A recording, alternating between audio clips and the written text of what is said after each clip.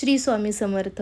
तर आज बनवूया भिजवून घेतलेल्या हिरव्या वाटाण्याचा मसाले भात. त्यासाठी लागणारं साहित्य: कांदे, टोमॅटो, सुकं खोबरं, अद्रक, लसूण, हिरवी मिरची, कोथिंबीर आणि भिजवून घेतलेला हिरवा वाटाणा. त्यासाठी लागणारं वाटण तयार करून घेऊया. स्वच्छ धुतलेली कोथिंबीर, टोमॅटो, अद्रक, लसूण, हिरवी मिरची आणि सुकं खोबरं. हे वाटण चांगलं एकजीव होईपर्यंत मिक्सरवर बारीक करून घ्यायचे. लागलं तर थोडं थोडं पाणी ॲड करा, मग मस्त असं वाटण तयार होईल. चला गॅस पेटून घेऊया. त्यावर ठेवायचा कुकर. कुकरमध्ये घालायचं तेल. तेलामध्ये कढीपत्ता आणि कांदा घालायचा. कांदा चांगला फ्राय झाला की त्यामध्ये वाटाणा घालून घ्यायचा. वाटाणा फ्राय करून टोमॅटो घालायचं, मस्त फ्राय करून घ्यायचं. आणि चांगलं फ्राय झालं की त्यामध्ये घालूया मसाले.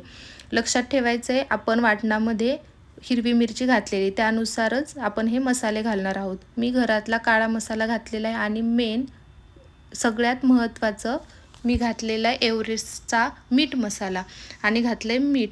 चांगले मसाले फ्राय झाले की त्यामध्ये आपण वाटण घालून घ्यायचं. वाटण चांगलं फ्राय झालं की त्यामध्ये स्वच्छ धुवून घेतलेले तांदूळ घालायचे. आपल्याला हवे ते घालू शकतो. मी वाडा कोलम घातलेले. तांदूळ घालून मस्त मिक्स करून घ्यायचे. त्यामध्ये घालायचे पाणी. पाणी घालून मिक्स करायचे.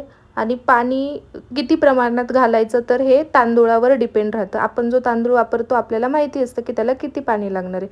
त्या हिशोबाने पाणी घाला. मस्त कुकरचं झाकण बंद करा आणि 4 शिट्ट्या काढून घ्या. शिट्ट्या झाल्यानंतर कुकर थंड होईपर्यंत थांबा. कुकर थंड झाला की उघडून बघा. मसाले भात तयार आहे. गरम आहे तोवर मिक्स करून घ्या आणि सर्व करून ताटात घ्या. मस्त एन्जॉय करा.